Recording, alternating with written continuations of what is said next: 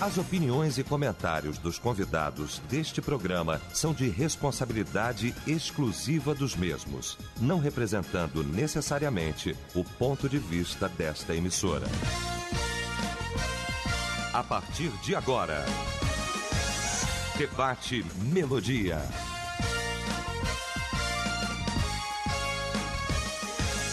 Para um planeta de audiência, bom dia! A partir de agora, então, no horário do nosso debate nesta sexta-feira, neste dia 15 de fevereiro de 2013. Muito bom saber que você está com a gente. Prazer muito grande nesse dia histórico. A Melodia tem vivido momentos maravilhosos, sobretudo neste horário, com o nosso debate, com as experiências, não é? Com as pessoas sempre participando, dizendo da bênção que é a Rádio Melodia. Neste dia, a Melodia também quer marcar positivamente esse horário, esse espaço muito especial. Para isso, nós estamos recebendo com muito prazer, com muito carinho, o querido pastor Silas Malafaia, e nós reeditando aqui momentos maravilhosos de tantos anos atrás, e aí Deus promove esse encontro maravilhoso com o pastor Silas Malafaia, que é da casa, é o nosso amigo, é o nosso companheiro, o nosso irmão, está aqui com a gente nesta sexta-feira. Pastor Silas Malafaia, muito bom tê-lo conosco, bom dia, paz do Senhor, querido. Bom dia, Eliel, paz de Cristo, também um abraço para Chico Silva, Francisco Silva, saúde,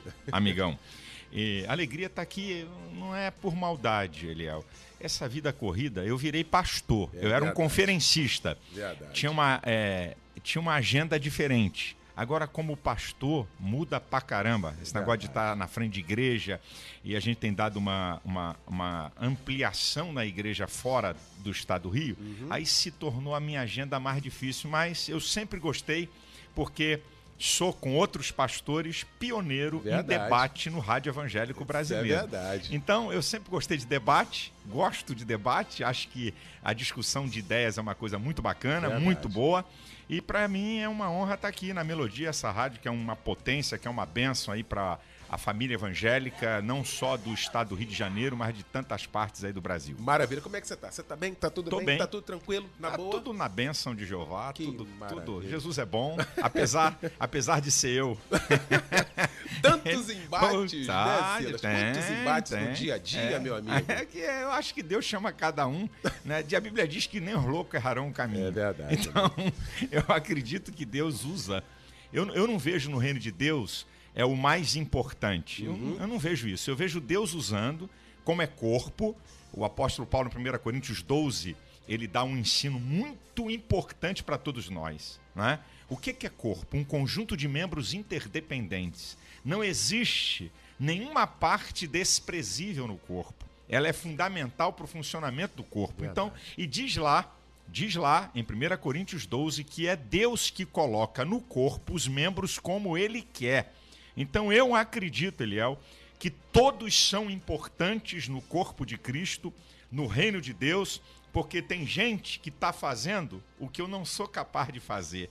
Tem gente que está no local que Deus não me chamou para estar. Então nós não temos que ter aquela ideia de que somos mais importantes do que os outros. Não. Todos são importantes. Lembra lá do profeta? Só eu, Senhor, que fiquei. Aí já vai dizer assim, amiguinho, tu tá enganado. Tem 7.000 que não dobraram os joelhos. Você tá pensando que é só você? Então acho que isso aqui é a beleza do reino. É essa diversidade do corpo, certo? De ministérios, é multiforme graça, não é uniforme graça. 1 Pedro 4,10 fala da multiforme graça de Deus. Tem que ter pentecostal do pé roxo, tem que ter pentecostal contemporâneo, tem que ter o que não é pentecostal. Tudo isso faz parte do reino e todos são importantes para estabelecer o reino de Deus na terra. Maravilha. Pastor Silas, eu tô com a pauta aqui, eu nem submeti a pauta, porque eu sei que eu posso perguntar. À vontade. Viu? Ainda mais que a gente já tem essa empatia de tantos anos no microfone, né? Sempre ao seu lado. Queria começar falando, já que estamos vivendo o Estado Democrático de Direito, não é? Essa imposição, visto que o senhor também é psicólogo, do Conselho da Psicologia em não abrir mão da questão do tratamento de homossexual. Aonde acontece isso, há problema. Tem psicólogos caçados, tiveram seus registros caçados. Qual é a posição do pastor Silas Malafaia? Deixa eu te falar. O Conselho Federal de Psicologia, ele foi ideologizado. Deixou de ser ciências humanas para ser ciências exatas. Porque quando você diz que não pode tratar de uma pessoa, você está dizendo que acabou ali o assunto. Mas isso aí faz parte de um jogo político mais profundo do que a gente pensa. Então, nenhuma sociedade de psicologia do mundo, nenhum conselho de psicologia do mundo tem uma resolução esdrúxula, idiota, medíocre, como essa do conselho, que proíbe que um psicólogo reoriente alguém que queira. Porque o psicólogo, ele não pode tentar fazer alguma coisa, seja em que campo que seja do comportamento, que a pessoa não quer. Ele está ali como alguém para colaborar com aquela pessoa naquilo que está perturbando o seu comportamento. Então, quando o conselho baixa uma resolução proibindo, e a resolução é tão medíocre que fere princípios constitucionais, por exemplo, eu estou sendo processado no Conselho de Psicologia, porque como pastor, é ridículo o processo, como pastor, no meu programa de TV, que eu não falo como psicólogo, não estou aqui falando como psicólogo, aqui é o pastor Silas Malafaia, porque eu fui contra o PLC 122. Aí um grupo homossexual da Bahia entrou contra mim e representou. Aí teve um processo, o conselho arquivou, depois alguém que só pode ser ligado a esses caras conseguiu desarquivar e o processo está andando. Eu estou aguardando o final, porque eu não vou dar moleza pelo meu direito, eu vou a qualquer instância jurídica para você ter ideia de como é a coisa. Então, por exemplo, a Sociedade Americana de Psicologia não tem nada, não tem absolutamente nada contra de que um homossexual que quer a reorientação. Por exemplo, Freud, tão cultuado nas universidades de psicologia, do curso de psicologia, que Freud, ele tratou de uma mulher homossexual e descobriu que o problema de homossexualidade dela era em relação à figura do pai. E ele consegue reorientá-la. Pega o compêndio de Freud, joga no lixo, taca fogo. Entendeu? Já que estamos na inquisição do conselho. Então é vergonhoso a gente ver uma entidade de ciência a serviço de uma ideologia, de uma causa. O conselho, ele não tem que estar a favor ou contra causa nenhuma, mas lamentavelmente ele tem sido instrumento do ativismo gay, que quer colocar uma mordaça na sociedade, que quer criminalizar a opinião. Uma coisa é discriminar pessoas, outra coisa é você contrariar ou confrontar comportamento. Por exemplo, alguém pode dizer, Eliel, eu não gosto de evangélicos, eu não gosto dessa teologia deles, eu não gosto, problema, não acho, são chatos, pode falar o que quiser, só não pode me discriminar, mas para eles não. E aí eles usaram uma palavrinha que ficou no vulgar, homofobia. O que é homofobia? Na psiquiatria é um doente que tem uma aversão homossexual, que quer bater, machucar e matar. E aí eu digo, quando é que nós não estamos aqui a favor de que ninguém morra, mas nos assassinatos de homossexuais, quando é que tem um evangélico que está envolvido nisso? Verdade. Então, é uma verdadeira safadeza. Esses ativistas gays que estão pendurados, recebem grana de entidades governamentais e entidades de empresas governamentais, estão mamando nessas tetas, eles vivem disso, então, para eles, o Brasil tem que ser homofóbico, para eles mamarem nessas tetas, para manter toda essa pressão de seus pseudo-direitos, que querem, na final de contas, ser uma classe superior ao conjunto de coletividade. Muito bem. Pastor Silas, está para ser votado, dizem que já está no forno. Eu comecei a faculdade de Direito e terminei, e a reforma do Código Penal não saiu. E a reforma do Código Penal, há uma confusão tremenda em Brasília, não é? Vários confrontos, várias reuniões, sobretudo da bancada evangélica, no sentido de que o Código Penal, essa reforma, vai abrir um espaço para o aborto, de novo, aquela bandeira do aborto, agora a eutanásia, inclusive a prostituição. E aí, pastor Silas? É o que está lá, mas eu acredito que o relator, o senador Pedro Táxi, de Mato Grosso, um cara que até aqui tem me mostrado muita coerência, muito equilíbrio, eu acredito que o senador Pedro Táxi, que é o responsável pela relatoria no Senado, eu acredito, pelo que eu estou ouvindo e vendo, que ele vai dar uma trava, ele vai arrancar essas aberrações ridículas, né? De uma sociedade que quer colocar uma sociedade sem limite. O homem sem limite, ele auto se destrói. Então, eu acredito que o Pedro Táxi vai dar uma freada para que essas aberrações, essas loucuras que estão no novo código que querem aprovar, não venha, para que não haja uma desgraça na nossa sociedade de tanta leviandade, de tanta libertinagem. Muito bem, pastor Silas, o Brasil jovem, qual é a perspectiva dos jovens hoje? Vendo tudo isso, há uma abertura muito grande, pastor Silas, de 10 anos para cá, a gente chega às raias da libertinagem. Não é questão de liberdade. Uma coisa é você discutir liberdade, é você caminhar com coerência. Outra coisa é essa libertinagem, lamentavelmente, que tem acontecido no Brasil. O Brasil jovem, que Brasil nós teremos daqui a 20 anos? Olha o que está acontecendo, Eliel. Eles estão querendo desmontar a coisa mais importante na sociedade: família. Você sabe que Deus criou só 2 instituições na Terra: família e igreja. Foram as únicas instituições que Deus criou na Terra. Então a família é uma questão sociológica, antropológica, não é nem teológica. A família, já ouvi 1 milhão falar isso, e é verdade. É a base de sustentação da sociedade, é a célula máter da sociedade. O que é a família? Um homem, uma mulher e sua prole. Então o que eles estão querendo? A desconstrução da heteronormatividade. Isto é, o heterossexual não é mais apenas o que é normal. 2 homens podem criar filhos, 2 mulheres podem criar filhos. Só que toda a civilização humana, isso é antropológico, é sociológico, é teológico, ela está sustentada no homem, na mulher e sua prole. Até na época da devassidão do Império Romano, ou do Império Grego, onde você quiser na história da humanidade, na época da devassidão desses impérios, eles preservaram as famílias. Agora, nós estamos vivendo um outro status no mundo. Quer dizer, a família desconstruída, certo? A criança precisa da figura paterna e materna. Que seres nós estamos criando? Então, o que acontece hoje? Os pais, na busca do seu egoísmo, certo? Não estão nem aí. Vamos dar telefone celular, equipamento eletrônico para o filho. Esquece que o afeto é a coisa. Afeto é amor, carinho, amizade. É a coisa mais importante. Então, nós estamos criando uma geração sem valores absolutos. Os valores estão relativizados. Isso é a coisa mais perigosa que tem, Léo. Porque é o seguinte, há uma ideia chamada panteísta que está no Ocidente. O que é o panteísmo? Tudo é Deus e Deus é tudo.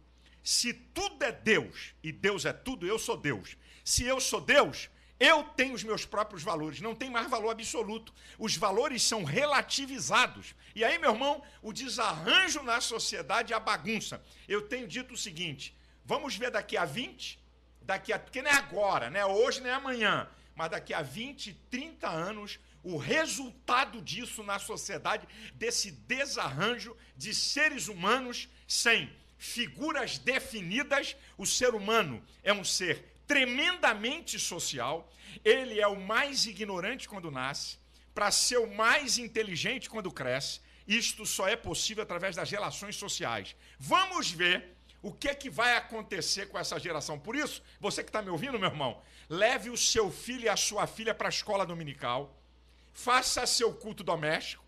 Crenças e valores vão determinar quem o ser humano é. As crenças e valores que estão arraigados em nós. Então, meu irmão, não deixe a escola, os amiguinhos do seu filho, a televisão dizer quem vai ser seu filho. Você, como mentor principal da tua família, trate de impregná-los de valores e crenças que estão baseadas na palavra de Deus, se você quer que a sua geração seja uma geração sadia, porque eu temo, 1 em cada 4 jovens na idade de 10 a 18 anos são dependentes de álcool. Só para você ter uma ideia do que vai ser dessas gerações futuras. Muito bem. Pastor Silas, estamos falando de Brasil, e aí muitas pessoas já tinham perdido a esperança no Brasil. Às vezes você conversa com alguém que foi para os Estados Unidos e fala, aquilo lá não tem jeito mais não. Mas esse ano que passou, 2012, foi um ano histórico para o brasileiro. A postura do STF. Isso suscitou, foi um divisor de águas de fato? A gente pode esperar alguma coisa? Existe esperança na questão sociológica, na questão da sociedade, pastor Silas? Eliel, eu sou um cara que eu sempre acredito no melhor, por pior que se pareça. Eu vou sempre acreditar. Porque se você não acreditar, é o que você falou, acabou, passa a régua, fecha a conta e acabou o papo. Então eu vou acreditar, creio que o que aconteceu no Supremo Tribunal Federal foi um marco para gerações de que tem gente séria, de que tem gente que está botando o pé na porta para que a safadeza não vire uma coisa deslavada, uma sem-vergonhice, que a corrupção não vire lugar comum na sociedade. Acredito sim que o Supremo Tribunal Federal dê um grande exemplo e eu espero que a Câmara, que o Senado também deem, com manifestações no decorrer da vida do país, que o Executivo também dê demonstrações que a sociedade perceba. Porque o ser humano é um ser inteligente, ele percebe. Pode maquiar, pode falsear, mas ele percebe. Eu espero que as autoridades dê exemplos para que a nossa sociedade tenha um rumo e a esperança de dias melhores. O povo brasileiro é um povo bom. Essa aqui é uma coisa. O povo brasileiro é um povo família. Isso é uma outra coisa muito boa da nossa cultura. É um povo. Olha, nós temos uma unidade de língua. Isso é uma coisa muito importante numa cultura. Nós temos uma língua de norte a sul, de leste a oeste. Isso é coisa para um país desse, de dimensões continentais como o nosso, termos uma língua, rapaz, isso é algo espetacular para que essa nação possa progredir. Nós temos riquezas, Eliel. Riquezas incomensuráveis nós temos aqui no país. Então, o que nós temos que orar como igreja é que Deus dê sabedoria, graça, inteligência a essas autoridades para que a gente possa ter dias melhores. É o que eu espero e não vou perder a esperança. Maravilha. Pastor Silas, liderança evangélica. Já que estamos falando de um Brasil, existe um contraponto. Existe uma grande população hoje brasileira em ter questão de igreja. A igreja hoje tem um posicionamento e hoje ela é muito mais respeitada do que há 10 anos atrás, que há 15 anos. A igreja evangélica no Brasil está, de fato, desenvolvendo o seu papel como igreja ou está aquém disso, pastor Silas? Eu digo uma coisa para você, Eliel. Tem gente que quer o céu na terra. E tem gente que faz tantas críticas à igreja. Eu ouvi um cara dizer uma coisa que eu achei interessante, dizer assim, rapaz, sabe quando é que a igreja passou a ter defeitos e problemas? O dia que eu cheguei nela. Esse cara tá certo. Nós estamos, Eliel, no processo de santificação para entrarmos no estado de santidade. Aqui é processual. Então aqui não tem igreja perfeita. Dizer que precisamos melhorar, eu concordo. Dizer que a igreja não está fazendo nada, eu discordo. Esses apologetas, profetas do caos, eu não concordo com eles. Não aceito isso. Olha o que Deus tem feito no nosso país. Olha a quantidade. Mas eu quero qualidade e não quantidade. Está precisando ler a Bíblia. Existem 4 tipos de cristãos que a Bíblia me apresenta. Fraco, forte, menino e carnal. Aqui, ó. Não, só forte? Não. Paulo fala do crente forte. Paulo fala do crente carnal. Olha que coisa interessante. Paulo fala do crente fraco e do crente menino. Então deixa o menino, o fraco e o carnal junto do forte para que ele possa ser fortalecido. Então, a igreja não é o céu. Eu acredito que precisamos melhorar muito. Eu preciso melhorar muito. A igreja, que eu sou pastor, nós precisamos melhorar muito. Agora, dizer que não estamos fazendo nada, aí não. Aí essa escatologia do caos, eu não concordo. Concordo que nós precisamos avançar. Concordo que nós precisamos melhorar. Agora, dizer que a igreja não está fazendo diferença, eu discordo. Porque, amigo, desde que mundo é mundo, desde que ser humano é ser humano, meu filho, vai ter erro. É só pegar a Bíblia, meu irmão. Pega a Bíblia aqui. Grandes homens de Deus, que Deus falava cara a cara, que Deus revelava, também fizeram bobagem. A igreja é de Jesus. A igreja não é minha. A igreja dele está no... olha como é que é. Olha só. Eu edificarei minha, singular, minha, possessivo, igreja. Só tem uma igreja. A igreja de Jesus. O rótulo denominacional faz parte da multiforme graça. Mas a igreja é una no sentido de que cremos em Jesus como Salvador, na Trindade, a Bíblia é inerrante, palavra de Deus, a salvação é pela fé. Isso aqui é o dogmas centrais da igreja evangélica. Acredito que precisamos aproveitar a liberdade que temos no nosso país de pregar o evangelho para a gente poder atuar a igreja mais fora. É o que eu vejo. Eu bato muito na tecla na igreja que eu sou pastor, dizendo assim, meu irmão, que tal você orar e pedir a Deus para você ganhar uma pessoa que você veja descendo o tanque batismal através do seu testemunho?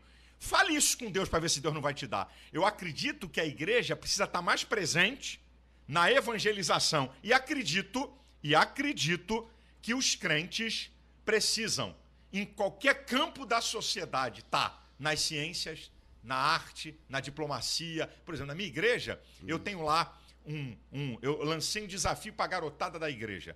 O primeiro, comprovadamente membro da igreja, que passar para fazer a universidade ou mestrado em Harvard, a maior universidade do mundo, a igreja banca o curso inteiro, para motivá-los a eles crescerem nessa sociedade. A igreja não pode viver no monte da religião e se fechar num clube. Nós temos que estar misturado nessa sociedade, influenciando em todos os campos. Nós não podemos ter aquela pretensão, maioria evangélica, presidente da República Evangélica.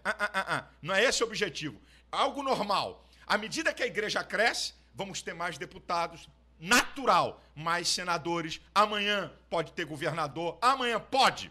Mas não porque é da igreja, porque ele é vocacionado político e por causa da sua vocação, ele chegou a ser presidente ou a governador. Não é por causa da igreja. A igreja não tem esse papel fundamental disso. A igreja é para estabelecer o reino de Deus aqui na terra. Agora, nós não somos cachorro nem gato. Nós somos seres de um conjunto social e temos que influenciar.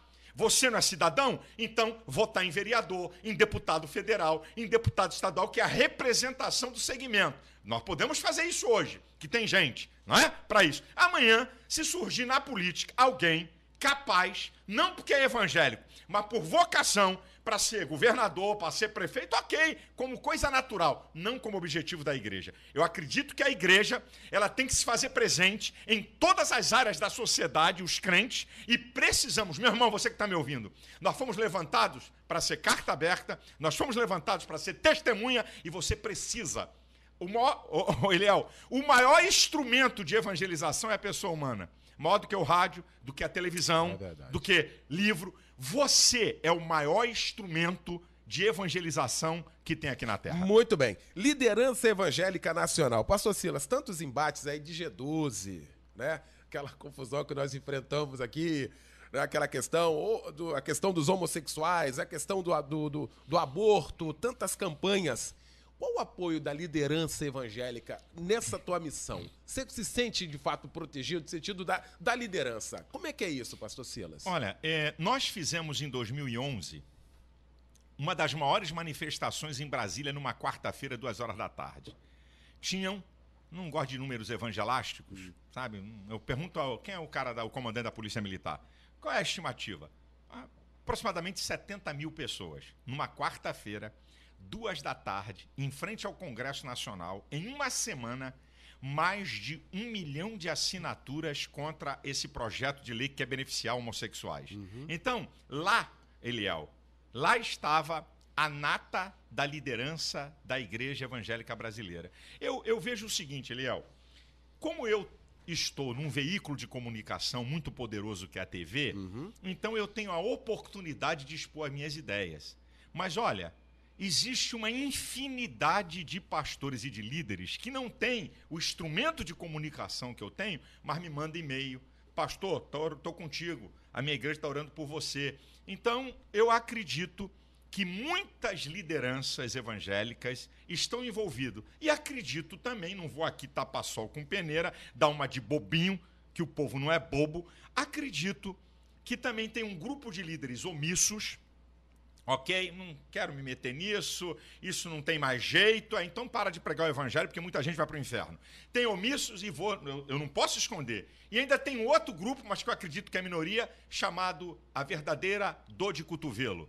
Inveja, ciúme, porque não deixou de ser ser humano. Pode ser líder evangélico, mas é ser humano. E lamentavelmente, eu sei, não vou dar nome porque não é ético, tem caras, sabe, não vou botar azeitona na empada do Malafaia, como se o tema fosse meu, como se eu estivesse defendendo uma coisa do meu interesse da minha igreja. Então, eu tenho esses 3 grupos. Muitos líderes que ninguém vê na mídia, mas que trabalham, que conscientizam o seu povo, que estão dispostos. Lá em Brasília, rapaz, gente levou ônibus do Nordeste, pastores pagaram ônibus. Isso não é brincadeira não, cara. Nego veio do Nordeste para uma reunião de 2 da tarde às 5 da tarde, é brincadeira um negócio desse? Pastores que trouxeram outras lideranças, foi um negócio de maluco. Lá eu vi, e grandes nomes da liderança evangélica estavam lá. Então eu acredito, Eliel, que esses 3 grupos nós temos na liderança evangélica. Aqueles que têm a visão do reino, aqueles que se omitem e aqueles que têm inveja. Como não sei o que estou fazendo, eu também não dou apoio, porque eu não vou botar, eu não quero ver esse cara crescer. A unidade é utopia, Silas? Não, a unidade não é utopia, Eliel. É que a gente está pensando que unidade é o seguinte, é cada um abandonar seus dogmas, tá? Sua estrutura eclesiástica, para a gente poder andar junto. Eu, por exemplo, eu ando junto de pessoas que não são da minha denominação. Eu tenho um grupo de 14 pastores de diversas denominações, ok? A gente 2 vezes por ano, ou 1 vez por ano, dependendo das nossas agendas, mas todo ano tem. A gente sai 3 dias num hotel para conversar, para bater papo, para fazer lavagem de roupa. Isso aí que você está falando aí. Cuidado com isso aí, Silas. Cuidado com esse negócio. Sabe, porque ali não tem nenhum papa. É todo mundo igual. O cara pode ser papa lá na igreja dele, mas quando você se encontra com outros líderes, nós somos iguais. Não tem negócio de tamanho e de grandeza, certo? Eu não sou da organização do outro, nem o outro é da minha. Então, eu acredito que a unidade, ela não vai se dar, porque todo mundo vai ter uma bandeira só, vai ter uma placa só, mas eu acredito nesses eventos que movem a igreja, sabe? Eu acredito, por exemplo, Marcha para Jesus. É um evento que está em todo o Brasil. As igrejas se unem, uma coisa natural, não é de um líder, de um cacique evangélico, uma coisa natural em várias cidades do estado do Rio, em várias cidades do Brasil, as igrejas se unem. Outra coisa para mostrar sobre a unidade, conselho de pastores. Não foi uma coisa arrumada, aconteceu naturalmente. Os pastores tomam café, nós temos o conselho, eu sou presidente por um tempo, porque lá ninguém pode se perpetuar, certo? Outros colegas já foram, eu estou sendo agora e vão ser outros. A gente se reúne, toma um café, 500, 600, 800, 1000 pastores de diversas denominações. Isso é unidade. Então, eu acredito, claro, perfeição, Eliel, nós não vamos ter, mas que temos unidade, temos. Muito bem. Você falou do Papa. Como é que você viu a renúncia? Essa é uma notícia nacional, uma bomba que estourou segunda-feira, agora de carnaval, pegou... Pelo menos a informação que temos, pegou todo mundo, inclusive a Igreja Católica, de surpresa, em tese, né? A renúncia do Papa Bento XVI. Só aconteceu na história isso uma vez, 1415, e agora com Bento XVI. E aí, pastor Silas? O Papa é o chefe de uma religião, certo? Nós não temos nada a ver com essa religião, mas numa visão espiritual, né, do nosso lado, o que nós vamos ver? Se vem um Papa liberal, ok? Que vai querer se coadunar com o politicamente correto que está na sociedade, ou se vai vir um Papa que vai manter os fundamentos deles, como esse Papa, né, que não abriu mão de aborto, não abriu mão de casamento homossexual, de união civil homossexual. Esses foram fundamentos, e ele era chamado de fundamentalista lá na Igreja Católica. Então, esse movimento é que nós vamos ver. Que tipo de Papa vem aí? Porque, meu filho, a Bíblia vai se cumprir. Não adianta chorar. Mais hoje, mais amanhã, mais tarde, mais sei lá quando. A Bíblia, o povo de Deus entende o que eu estou falando. A palavra vai se cumprir, certo? Jesus vai arrebatar a igreja, o anticristo vai ter que vir a essa terra, ele vai ter que estar apoiado por liderança religiosa poderosa. Então, o palco está sendo montado para que a vontade absoluta de Deus se manifeste. Muito bem. Pastor Silas, essa renúncia do Bento XVI, do Papa, veio depois de 2 acontecimentos. Isso é o que estou trazendo aqui. Primeiro foi a posse do Barack Obama, onde ele chega e faz uma média, até mesmo a questão dos homossexuais, a questão dos direitos, que nós também falamos aqui, né? E depois que a Igreja Católica se posiciona, diz assim, a gente aceita até união estável, mas casamento... Uma liderança. Casamento, não. E aí vem a renúncia. A pressão, E aí, pastor Silas? Nem os caras que acompanham o Vaticano, eles vivem no campo da hipótese que aquilo é um negócio muito... Eu até admiro isso. Eu estava vendo a entrevista com alguns cardeais, meu irmão, os caras não são brinquedo, não. É uma coisa muito fechada. sabe? Não bota no ventilador, não. O pau come, porque é poder. É chefe de um Estado. Vai ver se eu conversa pra boi dormir. É chefe de um Estado. E um Estado, pô, e o pau come no bastidor. Não tem moleza, não. O pau come, tá certo? No bastidor o couro come. Mas fica tudo ali. Mas ali, ó, pra fora, isso eu admiro. Eu admiro. Isso, a gente pensa, a Bíblia diz que, olha, que os filhos das trevas são mais prudentes que os da luz. A gente tinha que reparar isso. Aqui dentro são fechados. Lá fora, certo? Aqui dentro o pau canta, mas lá pra fora, fechado. Ninguém fala de ninguém, ninguém puxa o tapete de ninguém. Mas isso é um fator muito interessante, certo? Porque, meu querido, por que nós somos contra o casamento homossexual? O casamento é pra quê? O casamento tem a ver com perpetuação da espécie. O casamento tem a ver com a célula máter da sociedade, para o desenvolvimento social. Cumpre o papel? Pode procriar? Não? Então dê outro nome a essa relação. Menos casamento. Dá outro nome aí, caramba. Ué, reclamam tanto dos heterossexuais e querem nos imitar? Querem ser diferentes? Então inventa um nome para esse troço. Agora, casamento não. Vamos ver. Se a Igreja Católica disser que é a favor da união civil, a casa vai cair. Porque esse é o primeiro passo. Para o outro, meu amigo, e ninguém conquista nada de uma vez com tudo. Tá? Para o outro, aí o bicho vai pegar. Então, nós vamos ver, eu também essa percepção tua é a mesma. Um cardeal abre a boca para falar, logo após o Papa pede a renúncia, sabe? É um negócio que alguma coisa tem...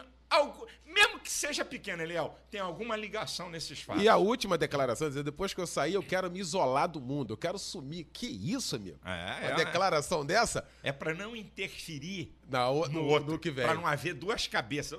Os caras, nesse negócio, eu tenho que admirar esses camaradas. Pastor Silas Malafaia, isso é maçom. O que mais tem, você já viu, já. Não é? Inclusive, dedo de louco. Como é que é isso, pastor Silas Malafaia? Número 1, claro que não. Número 2, eu brinco dizendo assim, se eu sou maçom, só se a loja for na rua Montevidéu 1191, que é a igreja sede, só se a loja for lá. E antigamente eu brincava, meu sogro era o pastor presidente, eu dizia, e só se o grão-mestre é o pastor Zé Santos. Então isso é balela, isso é conversa fiada dos incompetentes que não tem como te atingir e tentam querer dizer que o sucesso que Deus te dá é fruto não de Deus, mas das coisas do mundo. Sabe o que eu vejo? A maçonaria, para quem não é evangélico, não há nenhum problema. Existem coisas, Eliel, que para nós não presta, para nós não serve. Mas para os outros, por exemplo, você já viu um evangélico ser benemérito do Flamengo, do Vasco, do Botafogo? Para nós não serve isso. Ó, eu sou benemérito do Flamengo. Eu vou me candidatar a presidente do Vasco. Isso não é para nós. Não é para nós. É isso que as pessoas precisam entender. Existem coisas na sociedade que não foram feitas para nós. Nós somos da luz. Nós temos uma outra visão, mas para o homem que não tem Jesus é válido essas organizações. Para nós não. Então eu não sou maçom e ponto final. Uma organização seríssima, mas não serve. Para nós, isso aí, uma organização séria e tem gente do mais alto nível da sociedade brasileira que está lá, mas não é para nós, gente. Aí o cara fica, aí um bobalhão, sabe? Pastor, o senhor tem que meter o pau na maçonaria na TV. Aí eu digo assim, sim, e no outro dia eu saio do ar. Será que você não tem sabedoria nenhuma, meu irmão? Será que não tem um pouquinho de inteligência para saber navegar nessas águas? Você sabia que Jesus, ele caiu fora quando queriam matá-lo? Porque ele não encarou. Por que Jesus só desapareceu? Quando eu queria matar, ele correu. Mas Jesus correndo, meu filho, era estratégico, ainda não era a hora. Então eu vou lá na televisão, vou meter o pau e no outro dia eu perco o programa. Qual a vantagem disso? Então a gente tem que ser sábio. E tem irmão que só anda no radicalismo. Certo? Eu não sou e tá acabado. E não concordo que um cristão pertença a isso. Agora, lá para fora é válido. Para quem não é crente, é válido como outras coisas que para quem não é crente é válido, mas para nós não é. Muito bem. Pastor Silas, conceito de prosperidade mudou, acompanhamos, retrocedemos. Qual o conceito de prosperidade, biblicamente falando, e do que está rolando no Brasil, pastor Silas? Eu defino prosperidade. Se você me pedir uma frase para definir prosperidade...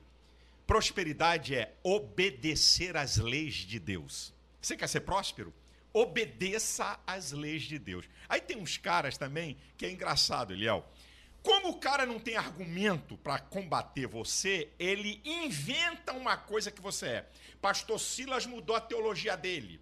Agora o pastor Malafaia é da teologia da prosperidade. Não sabe nem comer com colher, quer me ensinar a comer de garfo. Querido, eu não sou a favor do besterol da teologia da prosperidade. Todo mundo vai ficar rico. Se você é pobre, é porque você não tem fé. Isso aí é besterol da teologia da prosperidade. Agora a teologia da prosperidade está na Bíblia. Quer que eu cite? Então vamos embora. Salmo 112. Bem-aventurado o homem que teme ao Senhor e que em seus mandamentos tem grande prazer. A sua descendência será poderosa na terra. A geração do justo será abençoada. Riqueza e fazenda haverá na sua casa, e a sua justiça permanece para sempre. Vamos ao Salmo primeiro? Como é que diz lá? Bem-aventurado o varão que não anda segundo o conselho dos ímpios, não se detém no caminho dos pecadores, não se assenta na roda dos escarnecedores, antes tem o seu prazer na lei do Senhor e na sua lei medita de dia e de noite, pois será como árvore plantada junto a ribeiros, cujas folhas não caem, e dá o seu fruto na estação própria, e tudo quanto fizer prosperará. A prosperidade da Bíblia, esses dois textos, a afirmativa que eu fiz, com uma frase, prosperidade é obedecer às leis de Deus. E outra, prosperidade não é só finanças. Aqui é que está. Prosperidade tem a ver com relacionamento com Deus. Prosperidade tem a ver com bem-estar pessoal, com paz, com alegria, com prazer de viver. É como eu disse lá no programa da Marília Gabriela. Aqui do meu lado tem um cara que ganha 5 mil. Eu ganho 1.000. Do outro lado tem um cara que ganha 3 mil. Eu vivo melhor do que os dois. Então eu sou próspero, eu tenho Deus, eu tenho paz, eu tenho alegria, eu tenho prazer de viver. Então o besterol da teologia da prosperidade eu não quero. Agora, a teologia da prosperidade que está na Bíblia, leia 2 Coríntios capítulo 9, que é o melhor compêndio sobre isso. O que semeia pouco, colhe pouco, o que semeia muito, colhe muito. Tá na Bíblia, meu irmão. Você quer arrancar? Você prefere o quê? A teologia da miséria?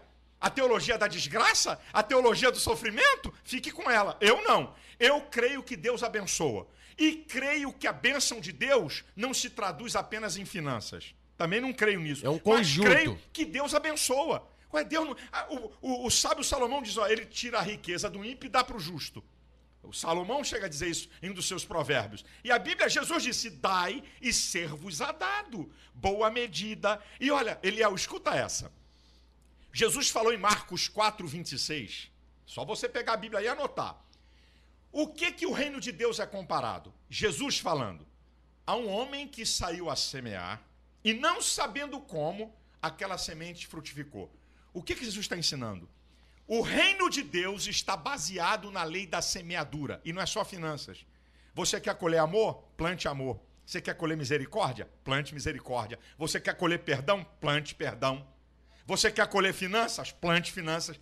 Todo o reino de Deus está baseado na lei da semeadura. E olha, Deus não se deixa escarnecer. Tudo que o homem semear vai colher.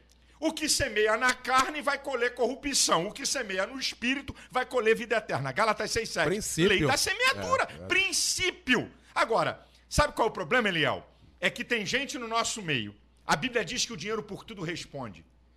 Ele é miserável, é egoísta, não acredita na lei da semeadura e deixa ele indignado ver outro ser liberal, ver outro dar oferta. Então tem gente no nosso meio que não acredita nisso, que o dinheiro é o Deus dele, e quando vê alguém dizimar, alguém ofertar, fica indignado. A sua liberalidade ofende o egoísta. Cuidado para você não cair no jogo deles. Muito bem. Pastor Silas, eu quero fazer uma pergunta, mas antes dela, deixa eu fazer uma pergunta anterior para a gente encaixar aqui exatamente a pergunta que eu quero fazer. Muito se criticou a lei da mordaça, a lei de imprensa, né? Queria colocar a mordaça no Estado Democrático de Direito, isso é incoerente. Perfeito. Como é que é a imprensa hoje? A imprensa, ela é equilibrada, ela é tendenciosa? Como é que se analisa, pastor Silas? Eu desejo imprensa sempre livre, mesmo que ela fale mal de mim. Isto é fundamental, como você falou, para o Estado Democrático de Direito. A imprensa é tendenciosa, queridão. A imprensa é a favor dos homossexuais. Quer que eu te dê a prova? A prova está aqui. O deputado ativista gay, Jean Williams, 13 mil votos. Ele foi eleito pendurado nos votos de Chico Alencar, que teve 220 mil votos. O deputado gay aparece na imprensa numa proporção de 30 a 40 vezes mais do que Chico Alencar. Me diz, qual é o deputado com 13 mil votos que a imprensa dá colher de chá? Se ele não fosse gay, ele era um zero à esquerda. Essa aqui é a primeira prova. Era um zeraço. Zeraço à esquerda. Eu digo isso e repito e digo na cara dele. Baixo clero, né? Literalmente. Baixíssimo clero. O cara foi eleito pendurado na sobra de legenda. 13 mil votos. A imprensa tem entrevista, a primeira página, a televisão. Eu queria ver se ele não fosse gay, se a imprensa não desse mole. Você quer ver outra? Eu dei entrevistas, agora, ultimamente, saiu entrevistas minhas em 3 grandes veículos de imprensa. Em todas elas, quando os caras me perguntaram sobre patrimônio, sobre finanças, eu disse assim para eles, por que você não pergunta à Igreja Católica quantos bilhões eles mandam para o Vaticano todo ano? Pergunta se eles colocaram isso na entrevista. Ninguém colocou. Ninguém colocou. E eu disse para os 3. Pergunta se colocaram. Então há um preconceito, sim, senhor, contra os evangélicos. Há uma tendência na imprensa, sim, senhor. E vou dizer, eles só estão dando atenção porque nós arrombamos a porta. Porque hoje nós somos aí 25, 28% da população e gente de opinião. Ninguém usa a rede social como os evangélicos. Então, não é porque eles gostaram da gente, não. Tiveram que abrir. Essa que é a verdade, Léo. Ok? Mas eu, com tudo isso, mesmo que amanhã eu seja caluniado, difamado como eu fui, ok? Eu prefiro uma imprensa livre. Muito bem. Revista Forbes. Oh. Então vamos lá. E aí? Pastor Silas Malafaia foi citado pela revista Forbes como um dos pastores mais ricos, entre os 4 mais, o terceiro mais rico, né? Mais ricos do Brasil. E eu fiquei feliz que eu pedi um dinheiro ao Francisco, ele falou, botou você aqui, hoje. Falou, vai lá, Silas. Então, bem, pastor Silas. Esse bandido inescrupuloso desse jornalista dá uma informação tendenciosa sem nenhuma prova. Eu levei na Gabi a minha declaração de imposto de renda. Aqui, nós estamos na rádio, dia 2 de março, 9 da manhã na Rede TV e meio-dia na Band, eu vou botar minha declaração na tela. Nenhum pastor, nenhum político, nenhum empresário, nenhum padre jamais fez isso. Agora, eu vou fazer isso uma vez, nunca mais vou dar satisfação para mostrar o jogo para quê? Colocar na sociedade um bloqueio em relação à igreja evangélica e pastores. A minha declaração, eu não tenho nada... Ô, Eliel, há 25 anos eu abdiquei de salário de pastor. Eu cheguei pro meu sogro e disse, não precisa me pagar mais, eu tenho uma visão de Deus e vou pro pau. Quando eu passei a ser pastor há 3 anos, a minha igreja que eu digo a igreja que eu sou pastor, é uma das igrejas que melhor paga pastor. Eu cheguei para ele e disse assim, não precisa me pagar, porque nós temos aqui um sonho muito grande. E como eu sou o pastor que mais vendo livros no país, nos últimos 5 anos eu vendi mais de 1 milhão de livros em cada ano, eu tenho a 2ª editora gospel do país, então eu tenho como me safar. Por um tempo, eu não quero salário. Falei na minha igreja, então há 3 anos eu não recebo salário, não é porque eu sou bonzinho, é uma visão. Então, quando a Forbes diz que eu tenho 300 milhões de reais de patrimônio, foi o que ela declarou, o terceiro pastor mais rico do país, segundo a Forbes, esse vagabundo inescrupuloso, certo? E eu estou processando a Forbes nos Estados Unidos. Aqui não tem graça, vai doer lá.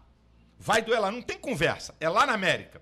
Meu advogado já contactou um escritório nos Estados Unidos, estamos aprontando a papelada, eu vou processar eles lá. Então, quando eles falam isso, aí o cara diz assim, os dados estão baseados em reportagens na Polícia Federal e no Ministério Público.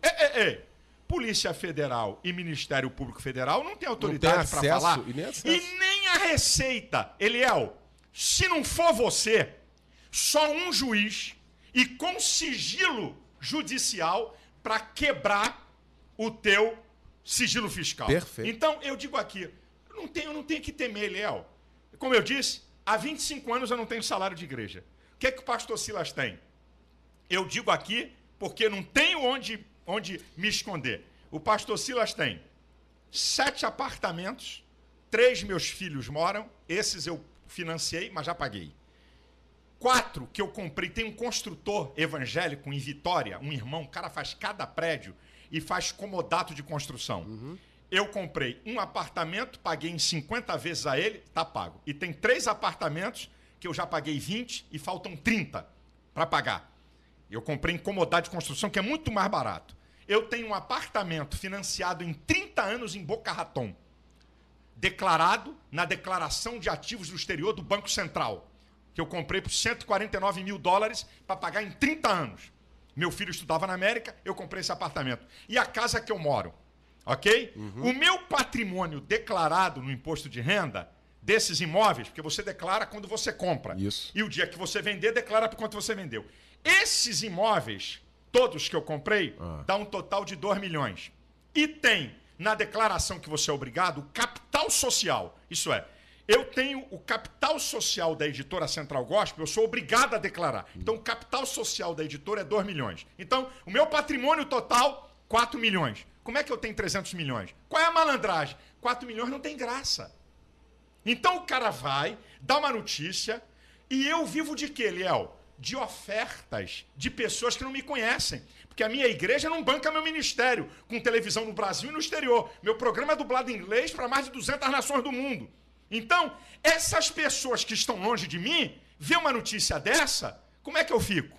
Como é que é? Por isso que eu estou dizendo aqui o que eu tenho. Porque eu não devo ter, eu acho que o pastor, nós temos pastor, você é louco. É o que está na minha declaração, não tem medo. O nego da Receita está me ouvindo aqui. E eles já foram investigar o que eu falei, que não tem trouxa. Eu não tenho medo, eu digo aqui porque eu sou transparente e falo mesmo e está acabado. Não roubei igreja, sou pastor e não tenho salário ainda porque eu não quero. E aproveito para dizer uma coisa aqui, Léo. Não vou deixar passar. Meus irmãos, trate o seu pastor da melhor maneira possível.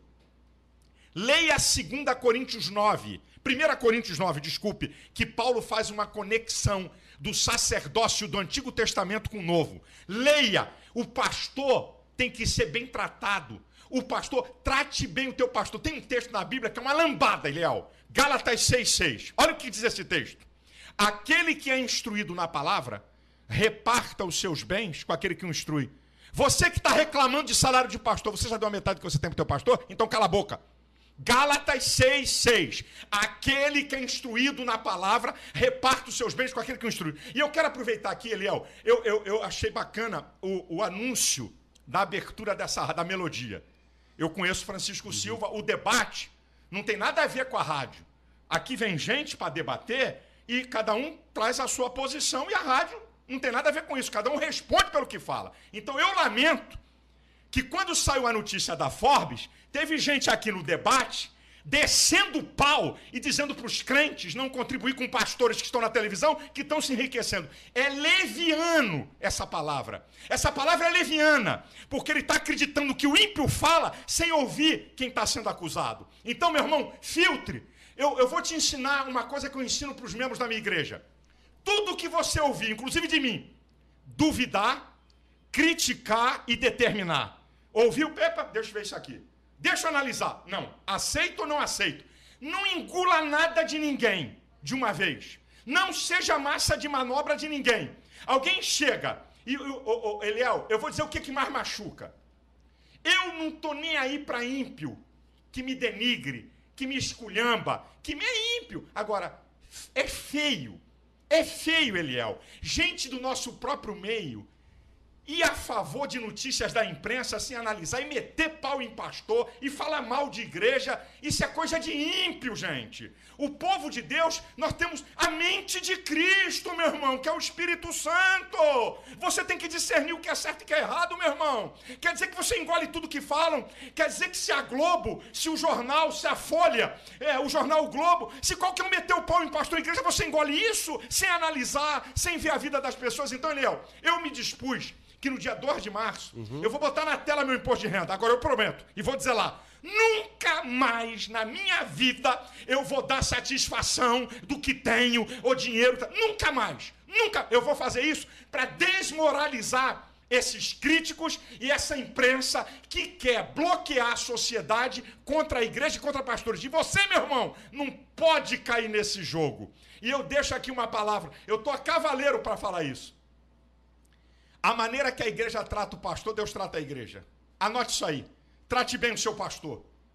Ame o seu pastor. Não está satisfeito com ele? Sai numa boa, debaixo da bênção e vai para outro lugar. Não está gostando do estilo do pastor? Não arruma confusão não, que você vai arrumar problema para você. Eu quero aproveitar e dizer isso aqui nessa rádio, que é um canhão, que tem pastor e crente de tudo que é lugar que está me ouvindo aqui agora. Trate bem o seu pastor. Deus tem me abençoado e vai me abençoar mais, porque eu sou dizimista, porque eu sou ofertante, porque eu ajudo o pobre, porque eu sou liberal. E quem não quer acreditar nisso é problema seu. Eu creio nisso e fico uma fera quando eu vejo gente do nosso meio acompanhar opinião de uma imprensa tendenciosa que quer ridicularizar a igreja e pastores. Muito bem. Pastor Silas Malafaia, essa questão, deixa eu usar aqui um termo, não queria usar esse termo, mas para a gente entender. Briga de pastores na mídia.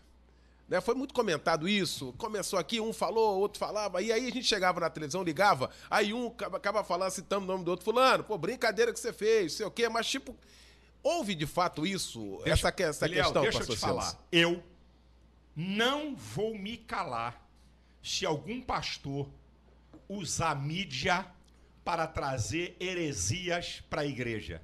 Aí mudou o papo. Aí, negócio de criticar por causa do estilo da igreja, do estilo de culto, do estilo da administração, isso é tolice. Agora, se um pastor chega no microfone e diz que 99% dos cantores são endemoniados, meu irmão, vai tomar pau da minha parte. Se algum pastor vem e combate as doutrinas fundamentais do evangelho, meu irmão, vai tomar pau. O apóstolo Paulo, em Gálatas 2:11, diz assim: Paulo repreendeu a Pedro na cara, porque era repreensível. Isso é, Pedro estava chapéu de dois bicos. O pessoal da circuncisão e o pessoal da incircuncisão. O judaísmo e os não-judeus. Paulo chegou e largou o aço em cima de Pedro. Então, agora, eu ficar com briguinha por ovelhas, eu ficar deturpando, botar demônio para falar de igreja, vai tomar pau, seja quem for. Porque aí, meu irmão, é princípio de fé, do que a gente crê. Aí, meu irmão, não tem negócio de amigo, senão nós estamos pior do que os ímpios. Então, denunciar pecado e erro, eu vou denunciar. Agora, briguinha para denegrir pastor, para falar mal de pastor, para falar mal de igreja, não. Por exemplo, na Marília Gabriela, eu citei qual igreja de exemplo? A Igreja Universal. Eu tenho desavenças com eles? Tenho. Discordo deles? Discordo. Mas dizer que o povo que está lá é idiota, por causa de um líder? Não. O povo que está lá é porque foi abençoado, senão não estava lá. Então, eu posso combater, eu posso criticar uma postura teológica, mas sem desconhecer o valor daqueles ou daquela igreja. Então, quando eu vejo na mídia pastor se degladiando por causa de ovelhas, eu estou certo, aquele está errado e não tem fundamento teológico, eu estou fora disso. Mas quando vem alguém que quer, meu amigo, bombardear princípios da palavra, pode se preparar que no programazinho de TV o couro vai comer. Bom, quando você citou que queria inaugurar 1000 igrejas no determinado, você suscitou ali, você acha que você causou ali? O que você quis colocar? Você quis motivar o grupo de pastores, lá, pessoas maravilhosas, seríssimas? O que você quis dizer? Você quis expandir o evangelho no Brasil? E aí, pastor Silas? Eu aprendi uma coisa, Eliel. Pequeno já basta eu. Eu tenho que sonhar grande, sabe? Eu acredito, Eliel, que se você não tiver sonhos, você não vai a lugar nenhum. Se você tiver sonhos, você pode não chegar no lugar do sonho, mas você vai chegar muito além do que você é. Então, qual é o meu sonho? É verdade. Eu tenho um sonho de abrir mais de 1000 igrejas no Brasil. É o sonho. Vou conseguir? Não sei, mas vou perseguir. Eu tenho igrejas em Curitiba, eu tenho igreja em Santa Catarina, eu tenho igreja no Rio Grande do Norte, eu tenho igreja em Pernambuco, eu tenho igreja no Espírito Santo e vou abrir igrejas em todo o Brasil, não por uma questão de vaidade. Olha, eu quero ser o maior. Isso é tolice. Porque tem... Gente, vamos fazer a conta? Eu não vou ser exagerado não, Eliel. Não gosto de exagero, não gosto de números exagerados. Vamos lá. Os evangélicos estão aí na casa de 27% da população. Negócio de 40% você não acredita, não acredito. É 27, 28, ok? 27, 28% está aí na casa de uns 50 milhões de crentes. 55, está por aí. Nós somos 190 milhões de habitantes. Vamos tirar 55, né? Vamos tirar 55. Perfeito. Tem 135 milhões de pessoas nessa nação que precisam ouvir falar de Jesus. Eu vou para Penha, o bairro que tem a minha igreja, certo? A minha igreja, eu tenho 30 igrejas no bairro da Penha. A sede e mais 30 filiais. Se eu juntar a membresia da minha igreja no bairro da Penha, a membresia só no bairro da Penha, eu devo ter ali uns 15 mil membros, ok?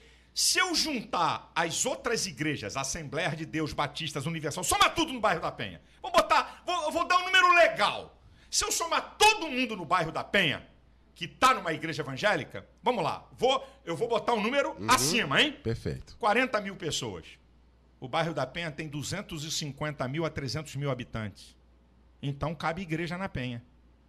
Aí, pastor, vai para a Penha, abre uma igreja, ganha alma para Jesus. Agora, se um pastor chega num bairro para apanhar o outro pastor que adulterou, que é safado, que derrubou, que dividiu, aí, meu filho, agora... Vai lá na Penha, abre uma igreja, vai pregar o evangelho. Gente, Eliel, nós temos que ganhar alma para Jesus, gente. Eu não quero abrir igreja. Olha, atenção, eu quero ser o maior pastor. Olha, a minha igreja será uma das mais poderosas dessa nação. Isso é tolice, é vaidade idiota. Eu quero abrir igreja para ganhar almas para Jesus. Isso eu quero. Muito bem. Nós estamos terminando a nossa entrevista com o pastor Silas Malafaia. Eu ficaria aqui mais 2 horas, porque é bom conversar com o pastor Silas Malafaia. Eu não vi, me contaram, e eu acredito que o Ratinho falou, poxa vida, tem que tirar esse cara daqui, senão esse cara vai tomar um programa. Porque ele não conhece... Ele gosta de mim, Ratinho. O Ratinho é campeão, né? É campeão. E aí, o Ratinho não conhecia o pastor Silas, como a gente conhece aqui de tantos anos, e a gente está em casa com ele aqui.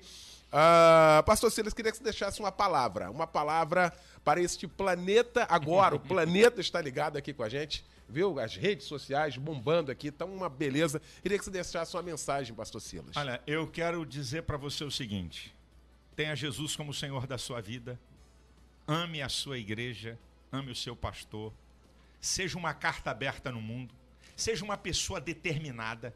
Você sabia que o ser humano, 80% é atitude? Ação. Haja. Vambora. Tá esperando o quê? Toma decisão. Resolva.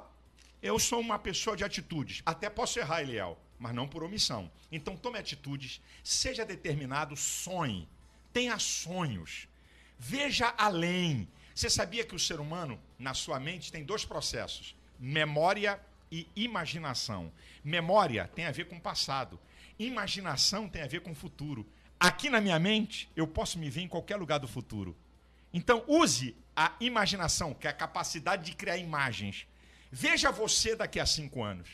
Veja você daqui a 10 anos. Talvez você não chegue nesse lugar, mas eu garanto que você vai chegar além do que você é. Que Deus abençoe você, que Deus abençoe sua família, que a alta mão de Deus... Eu quero deixar aqui, Eliel, quem sabe você está doente, quem sabe você está vivendo uma crise conjugal, um problema sério com o filho, um problema pessoal emocional, não sei, um problema financeiro, não sei, ou você está afastado, ou você ainda não entregou sua vida a Cristo.